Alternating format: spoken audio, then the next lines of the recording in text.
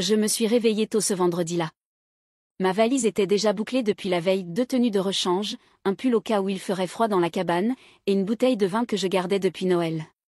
Maman avait dit que toute la famille serait là. Ton père a loué quelque chose de sympa dans le Yosemite, m'avait-elle dit au téléphone, la voix plus enjouée que d'habitude. Tu vas enfin pouvoir souffler un peu, Marie. Cela faisait longtemps qu'une telle invitation n'avait pas semblé chaleureuse. Mais j'ai dit oui. À 7h10, j'étais garée devant leur maison, comme elle me l'avait demandé. Le van était déjà devant un de ces énormes sprints noirs aux vitres teintées, avec un chauffeur privé qui avait l'air plus confus qu'accueillant. Il tenait une tablette à pince à la main et m'a demandé. « Votre nom ?» « Marie Carter », ai-je répondu. Il a parcouru la liste, l'a relue, puis a levé les yeux. « Je ne vous vois pas ici, madame. » Je pensais qu'il plaisantait, mais la tablette, elle, ne souriait pas. À ce moment-là, la porte latérale s'est ouverte et Ryan, mon petit frère, s'est penché en souriant comme si on se retrouvait à une réunion d'anciens élèves. « Sœurette. Tu es venue. » « Apparemment non, ai-je répondu en désignant la tablette. Ryan a haussé les épaules. « Ouais, à propos de ça.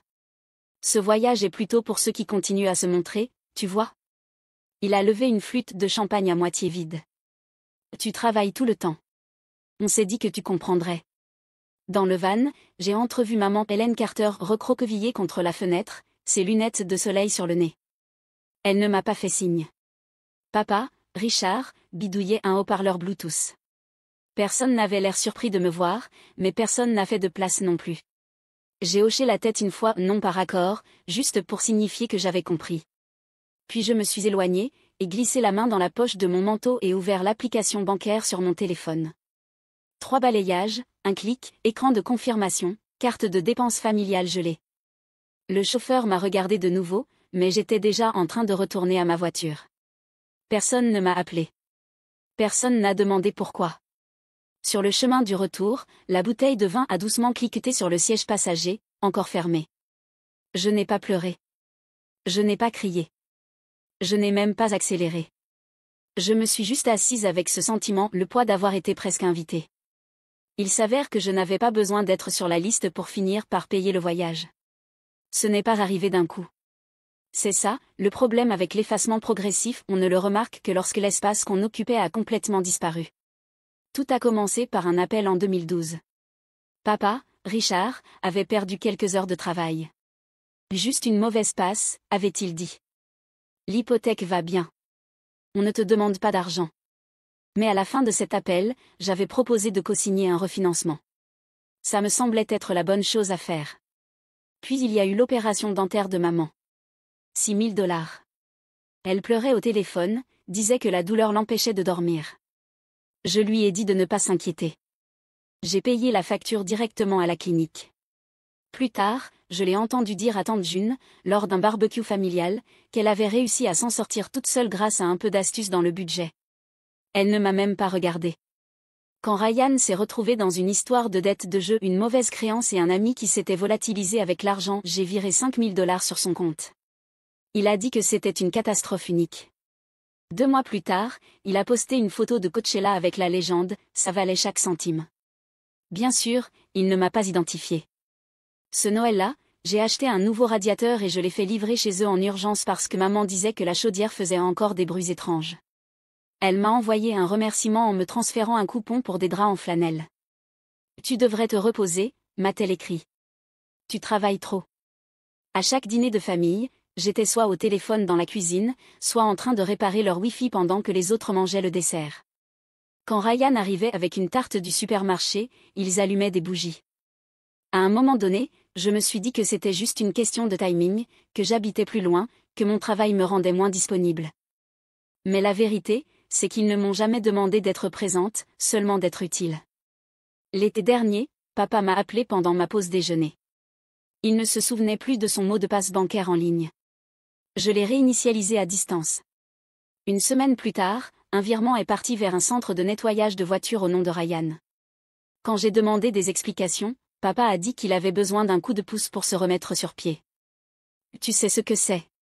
Et je savais. C'était bien ça, le problème. Chaque fois qu'ils avaient besoin de quelque chose, je répondais présente. Pas physiquement ça, c'était le rôle de Ryan. Il apportait des chips, oubliait de sortir les poubelles, partait tôt, mais il était là. Et apparemment, la présence comptait plus que les contributions. Il dépeignait Ryan comme le fils loyal, celui qui restait proche. Moi, j'étais le processus en arrière-plan invisible, mais indispensable. On ne s'en rend compte que quand ça disparaît. À Thanksgiving dernier, j'ai envoyé une carte avec un mot écrit à la main. Un vrai. Je l'ai signé, avec amour, Marie. Elle n'est jamais apparue sur le manteau de la cheminée. Il y avait une photo de groupe, pourtant. Ryan tenant le couteau à découper comme un trophée. Papa avec un bras autour de lui. Maman souriante, les joues rosies.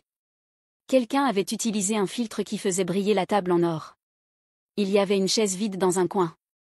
J'ai reconnu le pull posé sur le dossier, c'était celui que j'avais laissé là l'année d'avant. Il m'avait littéralement effacé de ma propre place. Et pourtant, j'ai continué à payer. Un mois de plus, une facture de plus, une contribution silencieuse de plus. Pas parce qu'il me le demandait, mais parce que ne pas aider me semblait être une trahison. Et peut-être que je croyais, au fond, que si je continuais à dire oui, ils finiraient par me voir. Ils ne l'ont pas fait. Les appels ont commencé avant midi. D'abord maman, un message vocal à la voix aiguë et fragile. Marie, il y a un problème avec la réservation. La carte ne fonctionne pas. Est-ce que tu aurais changé quelque chose? Puis papa, plus agacé qu'inquiet. Tu peux juste régler ça? On est planté à la réception comme des idiots. Je n'ai pas répondu. Les messages sont arrivés ensuite, frénétiques, qui se chevauchaient. Ryan a envoyé un selfie de lui et maman devant le chalet, pouce vers le bas, avec la légende. Voyage en famille écourté. Certaines personnes ne savent pas lâcher prise. Aucun contexte, juste l'insinuation. J'ai mis le groupe en sourdine. À la place, j'ai appelé Jasmine. Elle était une amie discrète depuis des années, une ancienne collègue devenue consultante en cybersécurité. On se retrouvait une fois par mois pour un café, quand nos emplois du temps le permettaient, ce qui était rare. La dernière fois que je l'avais vue, je l'avais aidée à régler les impôts de succession de sa tante. Elle m'avait dit qu'elle me devait un service. Je veux juste savoir si quelque chose d'étrange se passe à mon nom, lui ai-je dit. Je ne m'attendais pas à grand-chose. Peut-être un abonnement oublié, ou un compte en double quelque part. Mais Jasmine était minutieuse. 2 jours plus tard, elle m'a envoyé un dossier crypté. À l'intérieur, une demande de carte de crédit datant de 3 semaines à mon nom, avec ma date de naissance, mon numéro de sécu, mais l'adresse de Ryan. Une tentative de connexion suspecte à mon compte retraite depuis un appareil inconnu, étiqueté « Maison Carter ». Un appel au service client de ma mutuelle enregistré, c'était maman, qui se faisait passer pour moi. Elle essayait de modifier mon adresse postale et d'ajouter un ayant droit nommé Ryan. Le froid ne m'a pas envahi d'un coup. Il s'est insinué lentement, comme un courant d'air venant d'une porte qu'on ne savait pas ouverte. Ce n'était plus seulement une question d'argent. C'était une question de permission, de la facilité avec laquelle ils avaient supposé que je ne remarquerais rien, ou pire, que je remarquerais et que je me tairais quand même. Je me suis assise dans mon appartement ce soir-là, lumières éteintes, ordinateur ouvert, la bouteille de vin toujours intacte sur le comptoir. Je n'en avais pas besoin. La douleur était déjà bien présente dans ma poitrine. Ryan m'avait emprunté $5 000 et ne les avait jamais remboursés. Papa avait glissé des dépenses à mon nom. Maman s'était fait passer pour moi. Et moi, je leur avais envoyé une tarte. Pendant des années, j'ai laissé le bénéfice du doute adoucir chaque chose. Peut-être que c'était un accident. Peut-être que c'était le stress. Peut-être qu'ils avaient voulu me demander mais avaient oublié. Mais les signatures étaient claires. Les dates correspondaient. Les transactions n'étaient pas des erreurs. C'étaient des habitudes. Je ne leur ai pas répondu. Je n'ai rien expliqué. Je me suis contentée de fixer l'écran, laissant le silence s'installer, épais et définitif. S'ils voulaient que je sois la méchante, je pouvais l'être. Mais je ne cherchais pas la vengeance. Je cherchais des preuves. J'ai commencé par les choses faciles, capture d'écran de virement que je n'avais pas autorisé, relevé bancaire avec des frais qui ne m'appartenaient pas, $140 ici, 78 là. La plupart assez petits pour passer inaperçus, mais qui s'accumulaient non seulement en valeur, mais en mépris. Puis sont venus les historiques Venmo. Ryan avait envoyé $500 à sa copine avec la mention « pour la cabane ». Le même week-end où il m'avait dit qu'il n'avait pas de quoi payer son loyer. La même cabane où je n'étais pas invitée. J'ai fouillé les historiques de mai. Ensuite, une alerte déclenchée par mon logiciel fiscal. Quelqu'un avait tenté d'accéder à mon compte depuis une adresse IP inconnue, horodatée à 3h14 du matin, 2 jours après que j'avais gelé la carte familiale. Je suis retournée à l'appel de l'assurance. Jasmine avait isolé l'audio proprement. Je l'ai écouté une fois, puis 2, puis 3. La voix de maman, calme et agréable, répondait aux questions de sécurité comme si elle avait fait ça 100 fois. Oui, c'est sa date de naissance. Oui, elle ajoute un ayant droit. Il s'appelle Ryan Carter. Il n'y avait pas un seul tremblement dans sa voix. Je me suis souvenu qu'une semaine avant, elle m'avait envoyé un message. J'espère que tu restes bien au chaud. Il fait froid ici sans toi. C'était visiblement la vérité, mais pas dans le sens que j'avais cru. J'ai commencé à tout organiser. Un dossier sur mon bureau, intitulé « Ce que coûte une famille ». À l'intérieur, des relevés bancaires annotés, des captures d'écran des publications de Ryan sur les réseaux, se moquant de « ceux qui ne viennent jamais », l'enregistrement de l'appel de maman à la mutuelle, un email de papa datant d'il y a 6 mois. « Tu peux transférer le paiement de la voiture de mon compte au tien ? Juste temporairement. Ne le dis pas à ta mère, elle s'inquiète. » Et enfin, un dernier fichier, une photo de Thanksgiving. Tout le monde riait autour de la table. Ma chaise vide. Une tarte que j'avais fait livrer encore dans sa boîte, intacte. Dans un coin, Brittany, ma cousine, souriait à quelque chose que Ryan venait de dire. Je me suis rappelé qu'elle riait toujours quand on me corrigeait en public. Elle le faisait encore.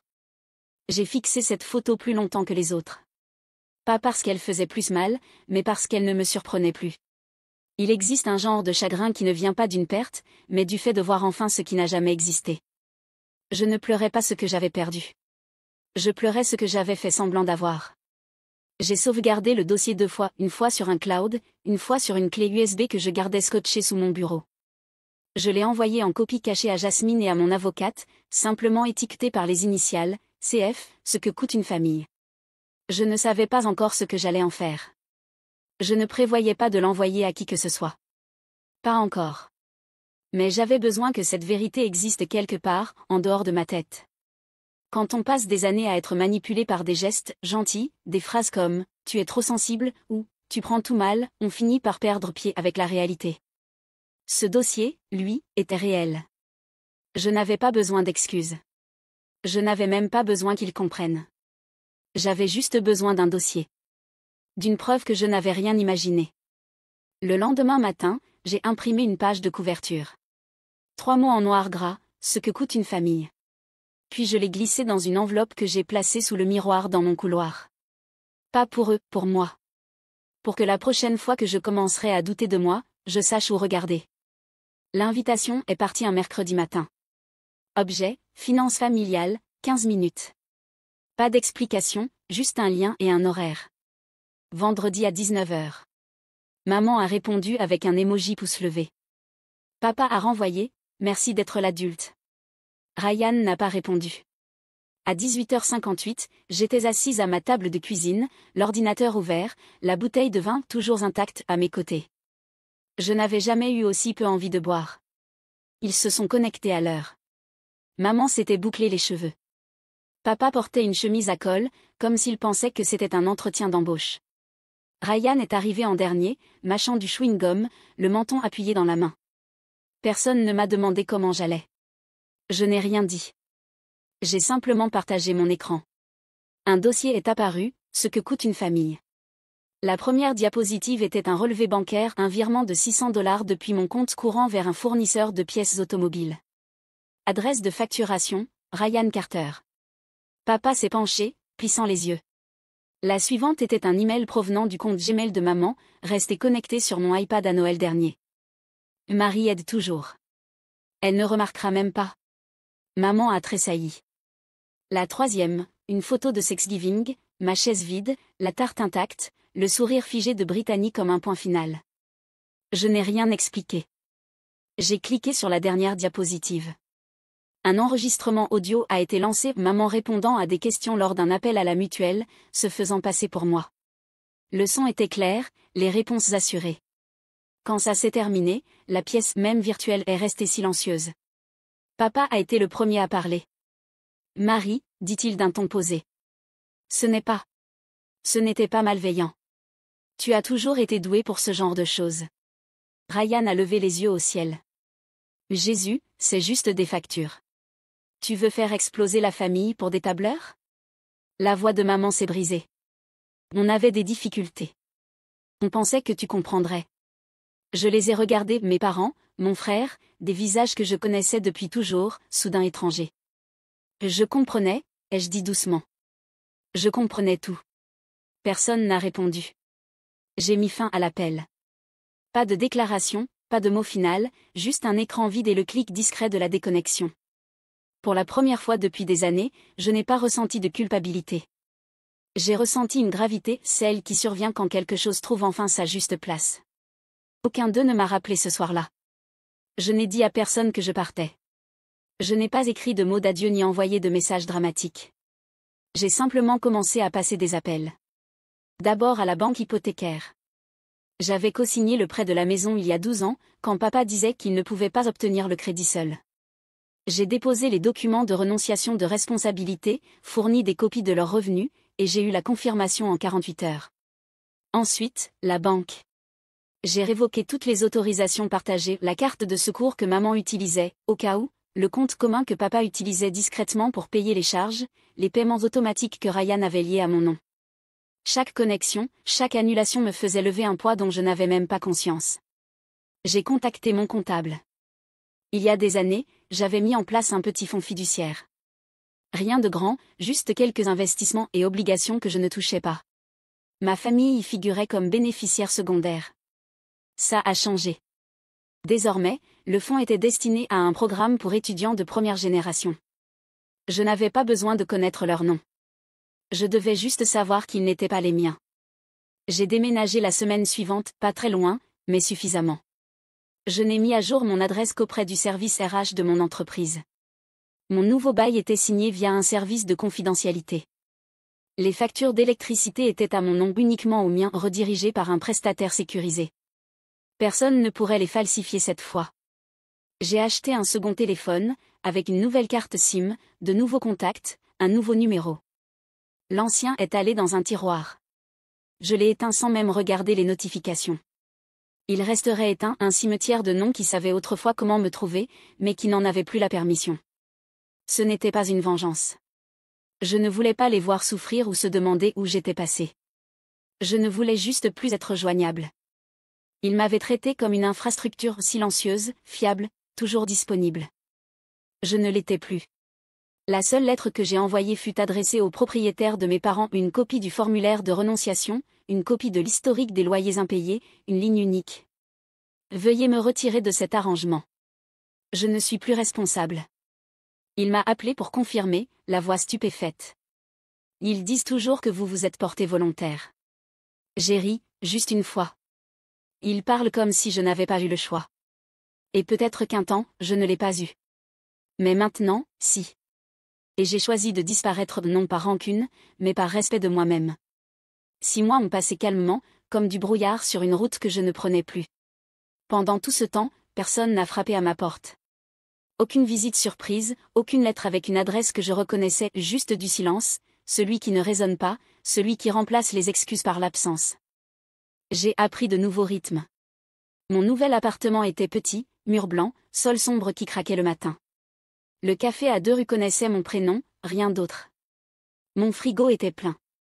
Mon téléphone ne sonnait que pour des gens que j'avais choisi de garder. Je n'ai jamais repris l'ancien téléphone, pas une seule fois. Mais parfois, les nouvelles me parvenaient quand même. Un ancien camarade de classe m'a transféré une publication Facebook de maman, une photo floue de leur salon à moitié éclairé, légende. Parfois, les gens qu'on élève oublient qui les a élevés. Ryan avait aimé la publication, puis commenté. Certains ne viennent que quand les lumières sont allumées. Je n'ai pas ri, mais j'ai fermé l'application. La dernière fois que j'avais entendu parler d'eux, le courant avait encore été coupé. Tante June a appelé un après-midi. Elle a dit. Si seulement tu expliquais à quel point c'était dur. J'ai raccroché avant qu'elle ne termine. Ils savaient tous. Mais savoir, c'est agir. Et agir, c'est risquer. Il est plus facile de regarder quelqu'un porter le poids que de l'aider à le déposer. Le dernier message est venu de papa. Une enveloppe, écriture bancale, encre bleue. 3 pages sur l'héritage, les liens du sang, une supplique pour recoller les morceaux. Je l'ai déchirée en 2, puis encore, jusqu'à ce qu'elle tienne dans la poubelle. Il n'avait pas mis d'adresse de retour. Il a envoyé une autre lettre plus courte, plus en colère. Tu le regretteras. Tu es toujours notre fille, que ça te plaise ou non. J'ai envoyé une dernière réponse, une phrase, en gras, centrée. Je n'ai jamais été à vous. J'étais juste utile. Je n'ai plus jamais eu de nouvelles. Le nouveau paillasson est arrivé ce vendredi-là. Fond gris, typographie propre. Je l'ai posé devant ma porte et l'ai enjambé en revenant des courses. Il disait. Ce n'est pas votre issue de secours. Et c'était suffisant. Tu n'as pas besoin d'expliquer ce qui s'est passé. Ni à eux, ni même ici. Peut-être que tu étais celle ou celui qui payait, restait silencieux, continuait de venir jusqu'au jour où tu n'es plus venu. Peut-être qu'ils ne comprennent toujours pas pourquoi. Mais si cette histoire t'a rappelé quelque chose que tu n'as jamais su dire à voix haute, laisse juste un signe que tu es encore là, un mot qu'ils ne t'ont jamais dit, un point, une date, ou rien du tout. Parfois, le silence est la réponse la plus bruyante. Tu n'as pas à revenir. Dis-nous juste que tu t'en es sorti.